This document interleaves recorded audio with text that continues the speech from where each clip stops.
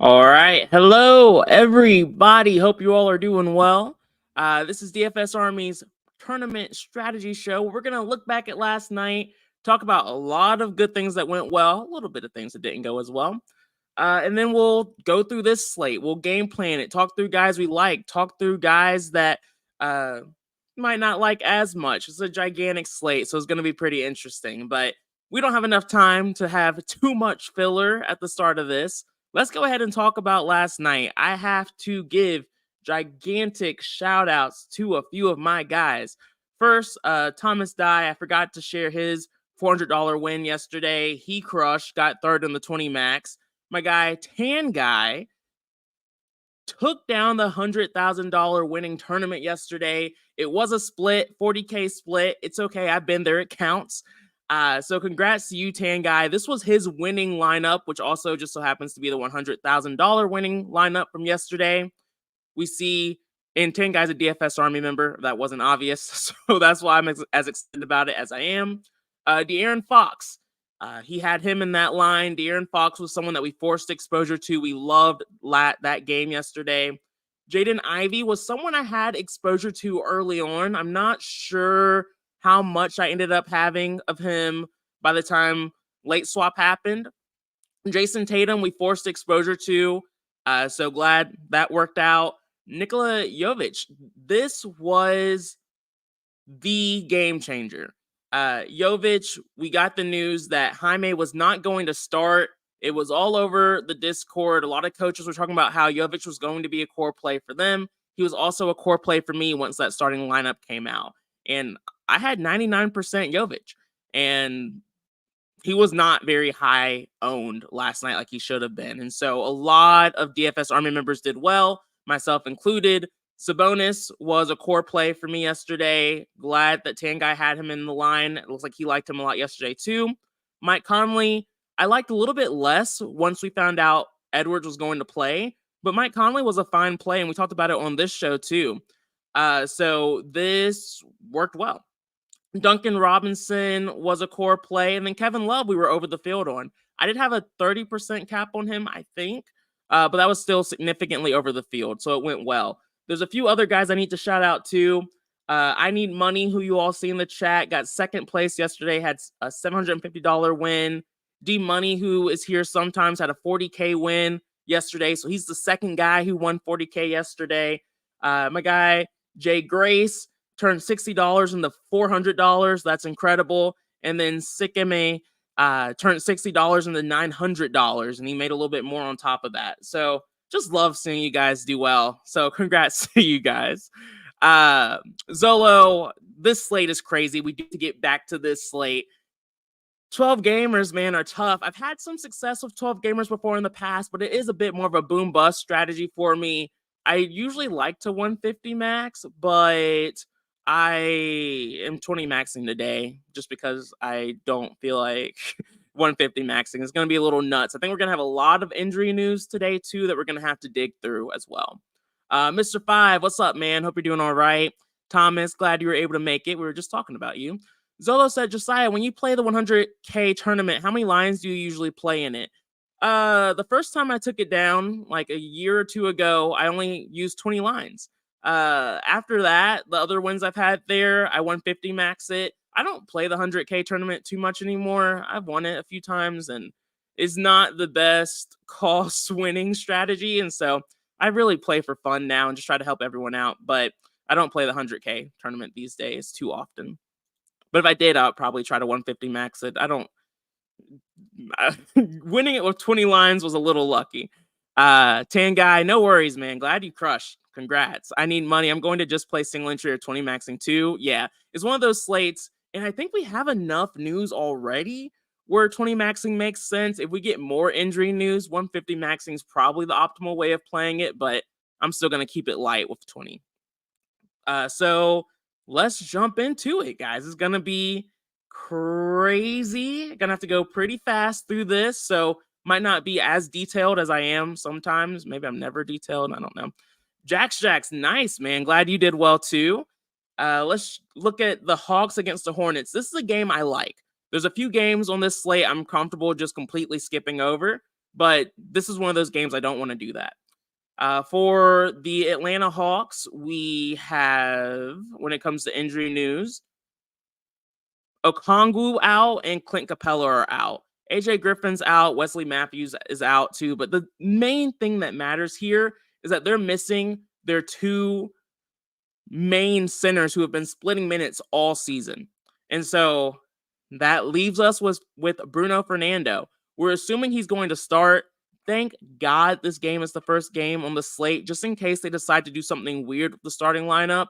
But assuming Bruno plays, he has the easiest matchup in the NBA going up against the Hornets tonight.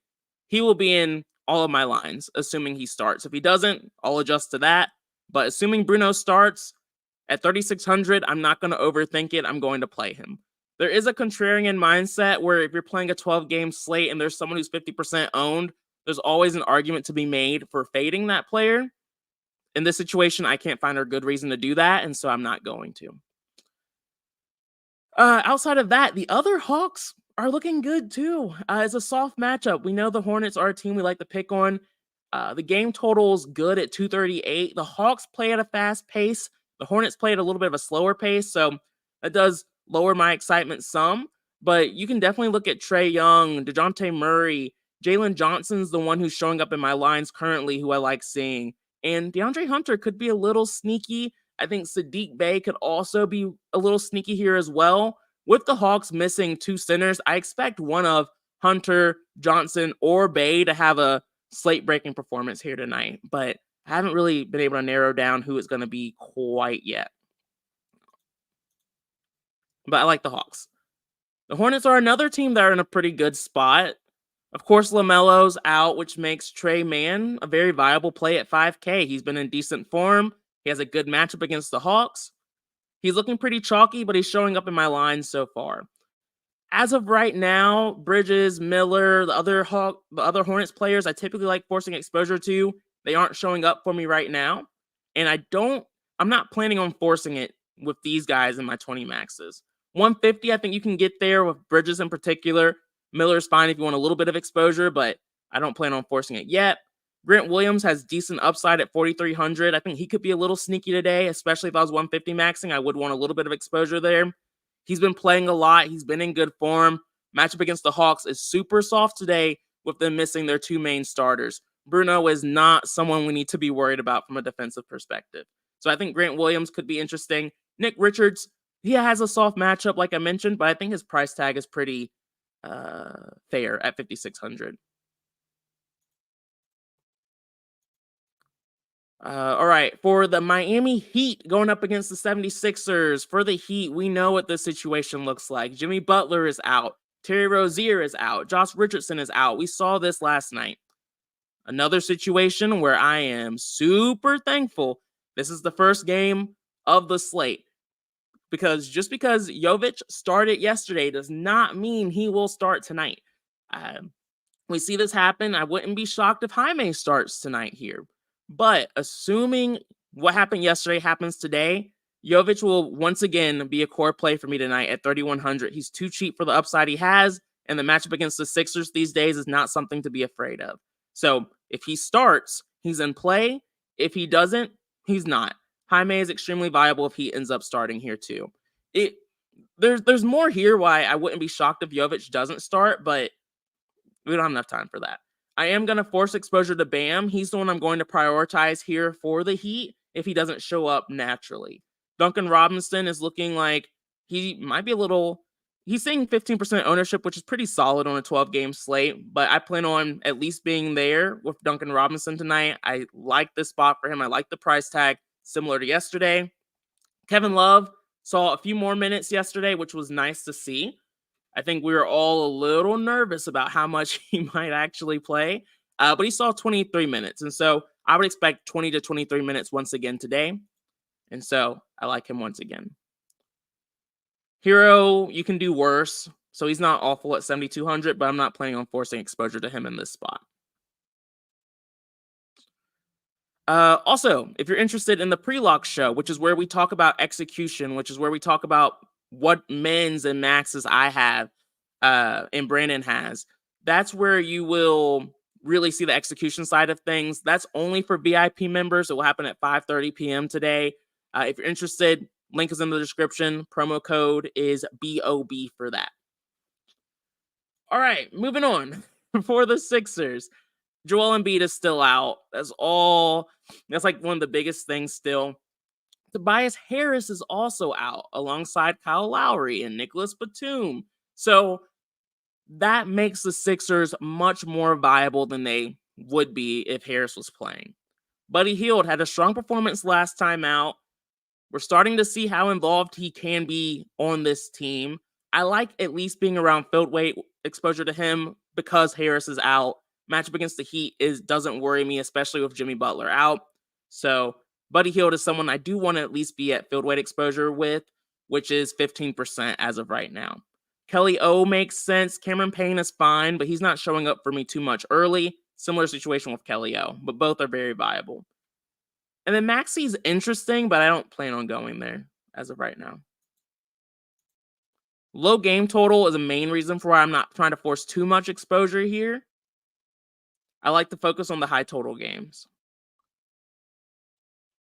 All right, for the Knicks, this is where the injury news starts to matter a lot more. Dante DiVincenzo is listed as questionable. Isaiah Hartenstein is questionable.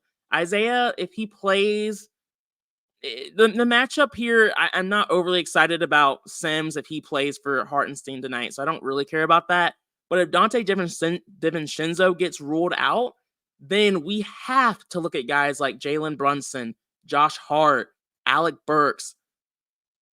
Those guys become much more viable on this slate, and they're worth looking a little bit closer at. But that's more of a wait-and-see situation. If everyone plays, I'm not looking at this game. It's the lowest total game on the slate. Franz burned me a little bit yesterday. So did Beal. And so did Cade.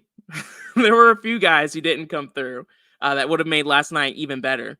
But that happens. Franz and Paolo are okay tonight, but they're not going to be focal points for me on this slate.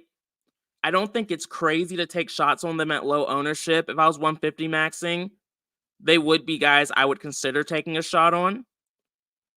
But ultimately, again, this just being a low game total and just not the best game environment, two teams that played a relatively slow pace, not overly excited about it. But one-offs are fine. Next up, we have the Nets going up against the Celtics. Per usual, you can look at Bridges and Thomas for upside. Looks like Schroeder's projecting decently well, but I think we can do better on this slate than Schroeder. I'm not excited about the Nets tonight. Spread's pretty wide, but we know the Celtics keep games pretty close most of the time. Also, Cam Johnson's on track to play for the Nets tonight. Ben Simmons is out, but just enough pieces there where I'm not excited about the Nets. Celtics, we're expecting Porzingis to play tonight. More than likely, Al Horford will get ruled out. This is the thing that they do all the time, so it doesn't change too much for me, but it is worth noting. This is the Celtics playing on the back end of a back-to-back. I'm not mad about forcing exposure to Tatum or Brown, but that's not something I plan on doing today.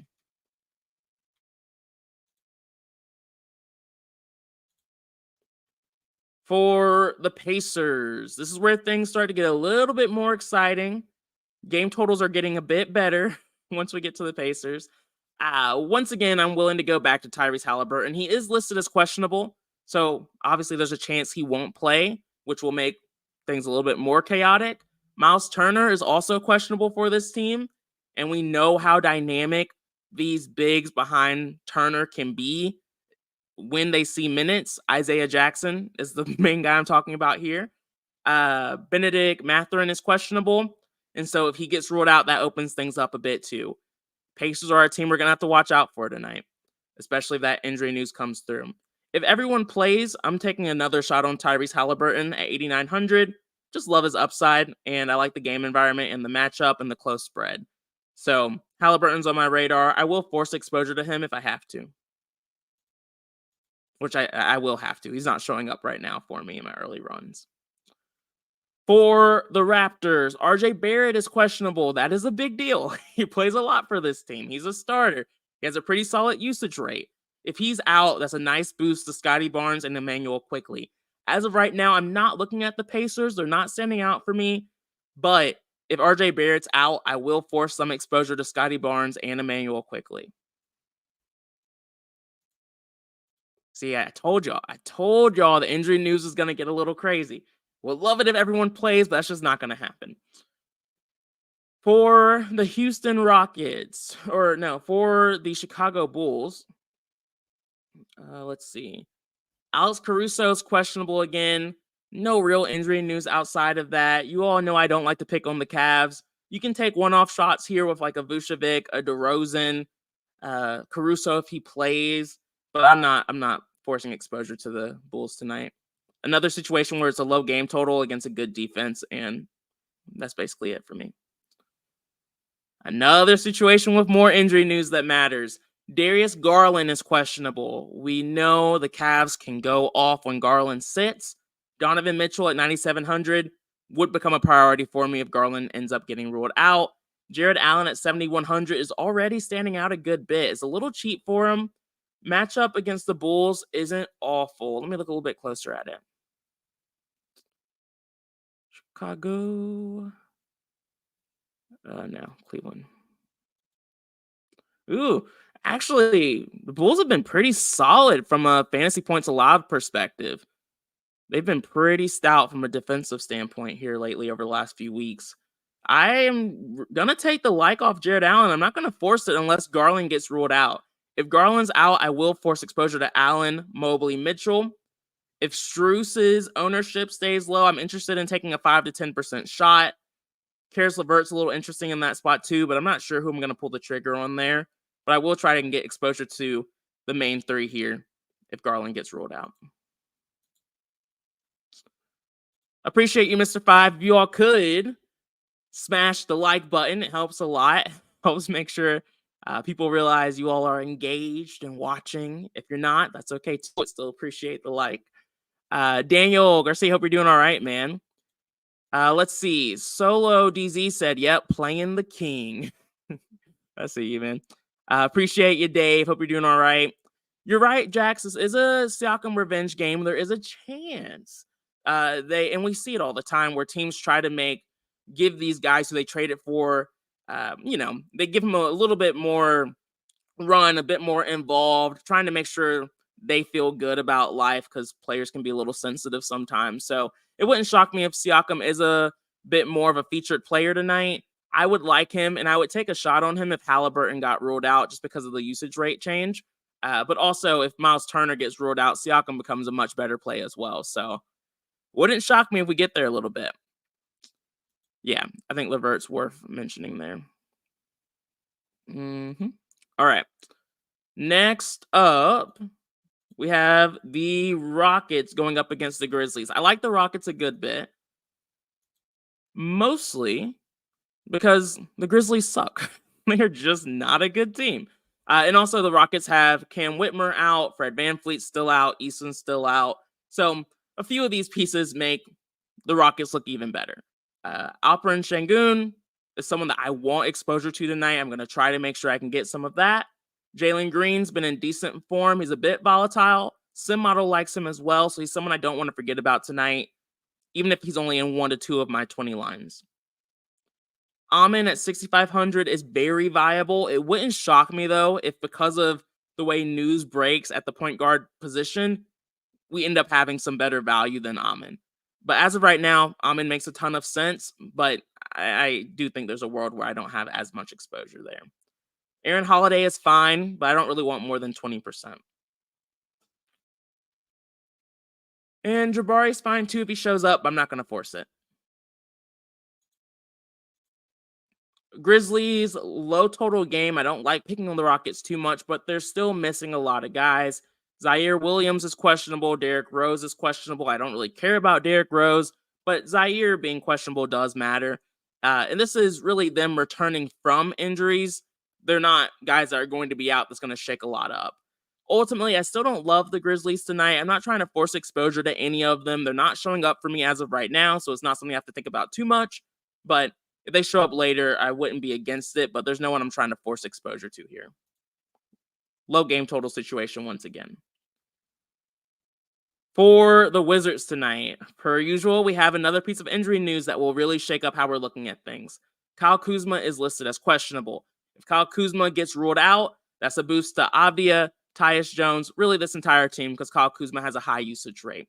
So all these guys would become more viable for me if Kuzma is out, but we will have to, again, look at the opportunity cost between different injury news if a lot of these guys end up getting ruled out. So a bit of a wait and see approach for me right now.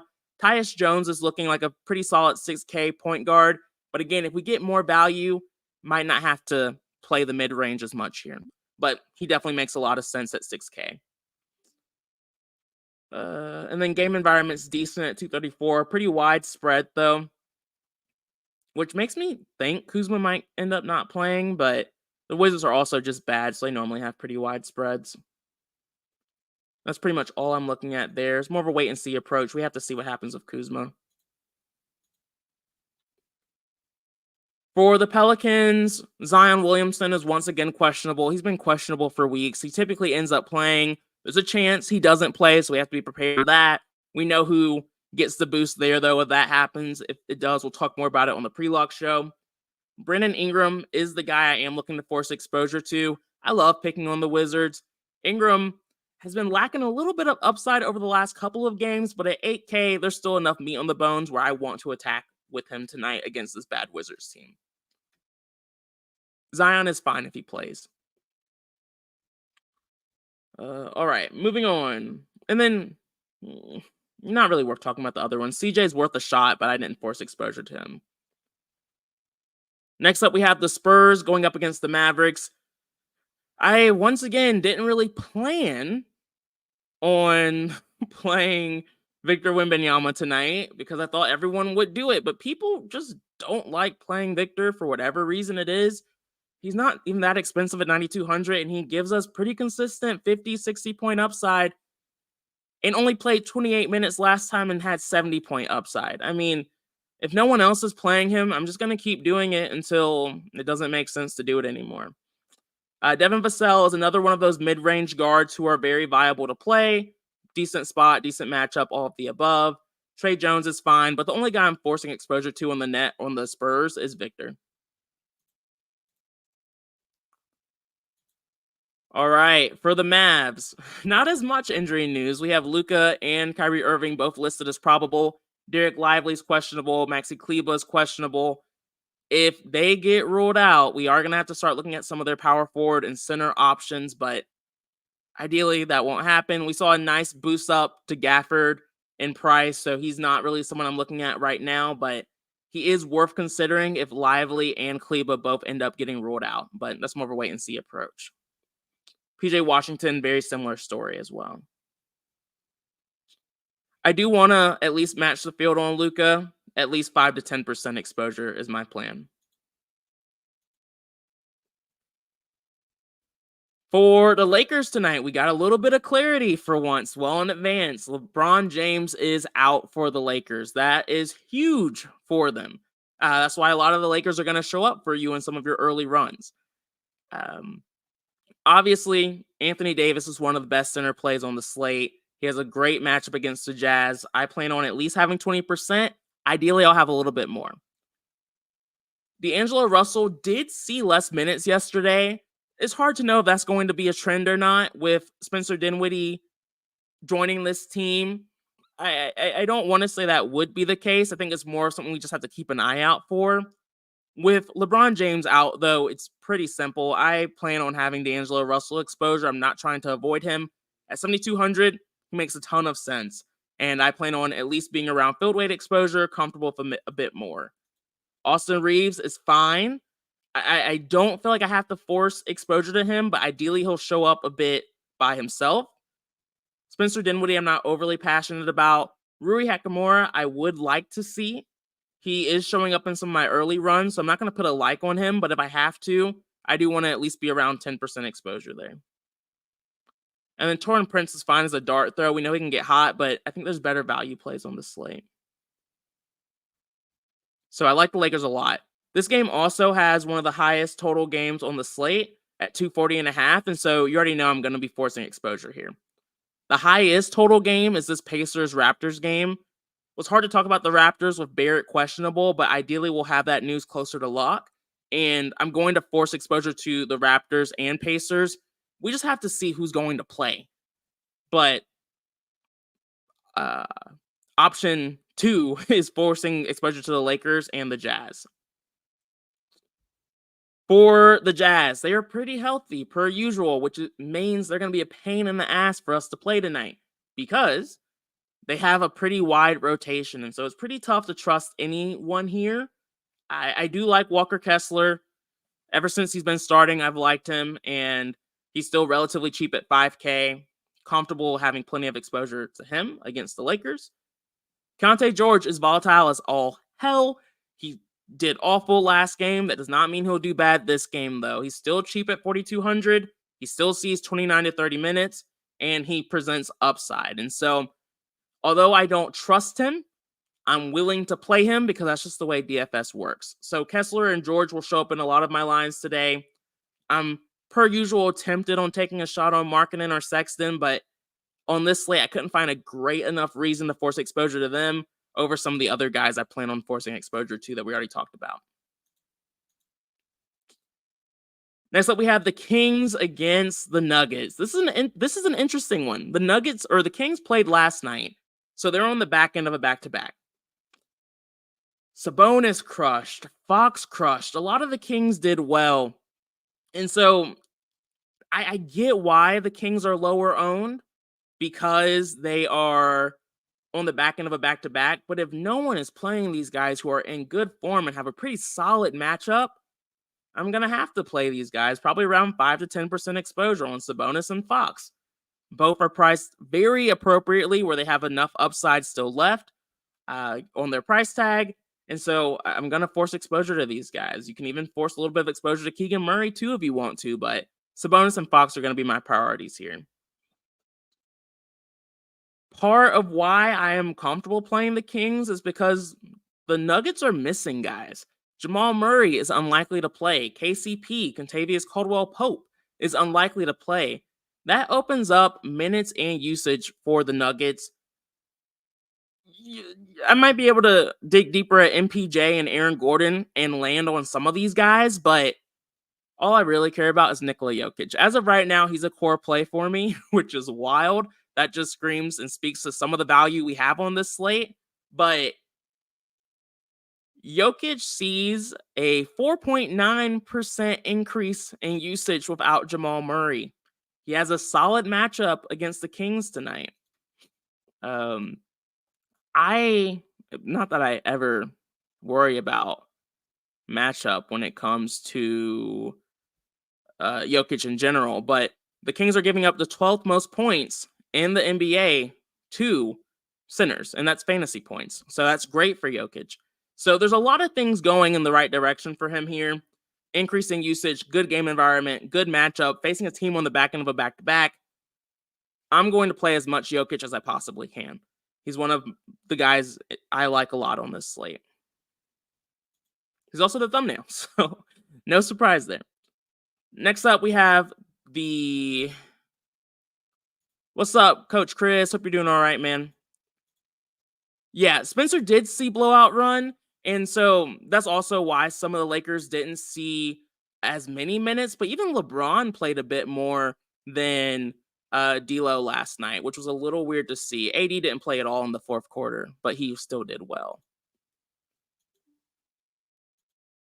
But that's probably because they knew he wasn't going to play today. Yeah, agreed. I feel like you just have to play the Lakers today. Last game, we have the Pistons going up against the Suns. For the Pistons, Cade Cunningham is listed as TBD. Quentin Grimes is listed as TBD. As long as everyone plays here, I'm not overly excited about forcing exposure to anyone. I know Cade burned me yesterday. If I was 150 maxing, I'll probably take a shot again on him. But 20 maxing, I'm not going to try and get too cute. At least not as of right now. Might change my mind later.